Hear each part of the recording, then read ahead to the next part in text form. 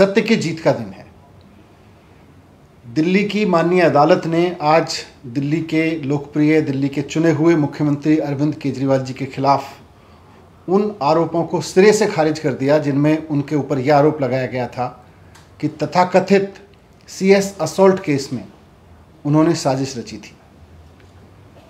आज माननीय अदालत ने कह दिया कि ये सारे आरोप झूठे थे, ये सारे आरोप बेबुनियाद थे और अरविंद केजरीवाल जी को आज माननीय अदालत ने तथाकथित फर्जी CS असॉल्ट केस में पूरी तरह से बरी कर दिया।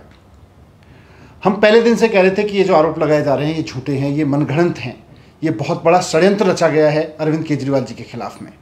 पहले दिन से हम इस बात को बार बार दोहरा रहे थे और आज अदालत में ये साबित हो गया कि अरविंद केजरीवाल जी के खिलाफ एक बहुत बड़ी साजिश रची गई थी, एक बहुत बड़ा षड्यंत्र रचा गया था दिल्ली की चुनी हुई लोकप्रिय सरकार को नाकाम बनाने के लिए।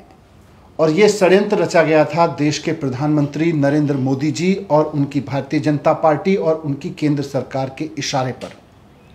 उनके इशारे पर दिल्ली पुलिस ने अरविंद केजरीवाल जी के खिलाफ मारपीट का एक झूठा मुकदमा दर्ज किया, पूरी तरह से झूठा मुकदमा दर्ज किया।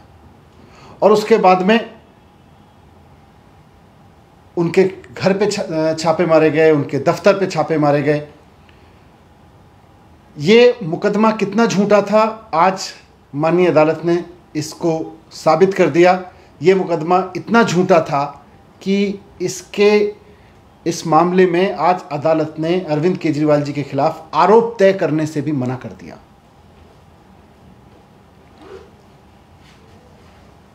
जैसा मैं कह रहा हूं कि ये एक बहुत सोची समझी साजिश के तहत एक बहुत बड़ा षड्यंत्र रचा गया अरविंद केजरीवाल जी को फंसाने के लिए, उनकी चुनी हुई सरकार को कमज़ोर करने के लिए। पूरी तरह से झूठ और षड्यंत्र का एक ऐसा ताना बाना रचा गया कि एक चीफ सेक्रेटरी के ऊपर हमला हुआ, अरविंद केजरीवाल जी ने उसकी साजिश रची। हम सब जानते हैं कि आज पूरे देश में अरविंद केजरीवाल जी सबसे लोकप्रिय चुने हुए मुख्यमंत्री हैं और इसीलिए भारतीय जनता पार्टी उनसे घबराती है।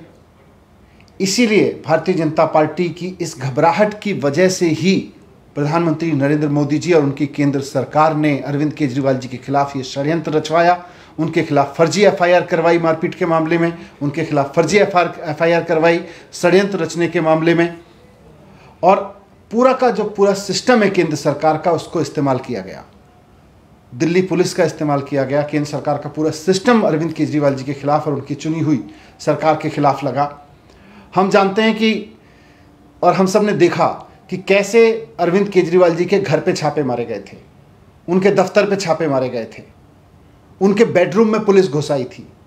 आज़ाद हिंदुस्तान का शायद ये पहला वाकया होगा कि किसी चुने हुए मुख्यमंत्री के साथ इस तरह से आतंकवादी जैसा व्यवहार किया गया।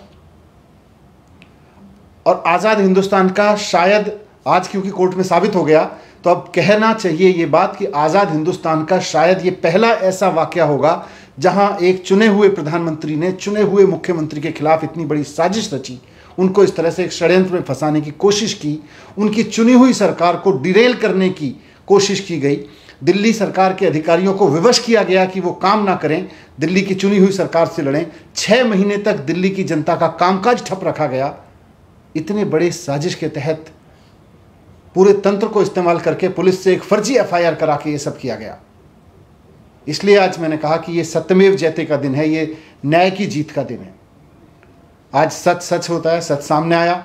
आज अदालत ने सारे आरोपों से बरी कर दिया इस मामले में अरविंद केजरीवाल जी को। मैं यहाँ आज ये भी कहना चाहूँगा न्यायपालिका के प्रति आभार और सम्मान प्रकट करते हुए कि इस फैसले से, आज के इस फैसले से लोगों का न्यायपालिका में विश्वास और बढ़ गया है। आज जिस तरह से न्यायपालिका ने कहा कि ये सारे आरोप झूठे थे, इस फैसले के बाद अब प्रधानमंत्री नरेंद्र मोदी जी को, उनकी भारतीय जनता पार्टी को, मुख्यमंत्री अरविंद केजरीवाल जी से और उनको चुनने वाली दिल्ली की जनता से आज माफ़ी मांगनी चाहिए। उनको ये सोचना चाहिए नरेंद्र मोदी जी को, प्रधानमंत्री जी को, कि क्यों वो 24 घंटे विपक्षी पार्टियों की जासूसी कराने में लगे रहते हैं, उनके खिलाफ मुकदमे कराने में लगे रहते हैं, उनकी सरकारों को गिराने में लगे रहते हैं। आपको दिल्ली की देश की जनता ने मैंडेट दिया है, आप देश के लिए काम करके दिखाइए ना। आप अपनी सरकार चलाइए, जो विपक्ष की चुनी हुई सरकार है उनको चलने दीजिए। जनता ने दोनों को चुना है। आप क्यों इस तरह से षड्यंत्र करते हैं चुनी हुई सरकारों के खिलाफ में? और आपके क्योंकि आप उसमें बिजी रहते हैं, आप षड्यंत्रों में बिजी रहते हैं, आप विपक्ष की जासूसी कराने में बिजी रहते हैं, आप पूरे के पूरे तंत्र को, विपक्ष की सरकारों को गिराने में, उनके खिलाफ झूठे मुकदमे में फंसाए जाने में लगाए रखते हैं। और उसकी वजह से आज तंत्र इतना बुरी तरह से फेल हो गया कि कोरोना में आपने देखा कि देश का कितना बुरा हाल हो गया।